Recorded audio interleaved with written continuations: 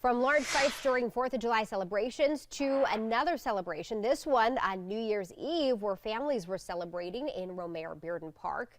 That's when police say a man opened fire, hitting 5 people with bullets. Violence in Uptown last year had some vowing to stay away from the heart of the Queen City. To get a handle on that violence, Charlotte-Mecklenburg police launched Operation Heartbeat. Now they're expanding that effort.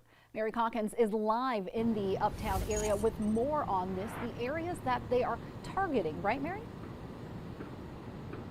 That's right, Nyan. Police here at CMPD headquarters in Uptown are keeping their focus on areas like the transit center, but they're adding new locations and rebranding this to Operation Trio. Now, Operation Trio stands for Targeted Response for Intervention and Outreach. In addition to the transit center at Trade and Tryon and Spectrum Center, they're adding in 1st Ward and 4th Ward parks, as well as Romare-Bearden.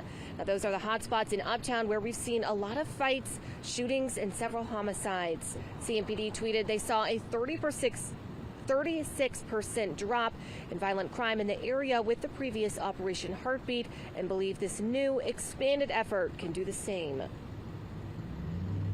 As part of Operation Trio, we're going to have increased visibility of marked units and uniformed police officers at these locations. And we're also going to be conducting targeted, very intentional investigations of people committing crimes in our parks and other locations in Uptown.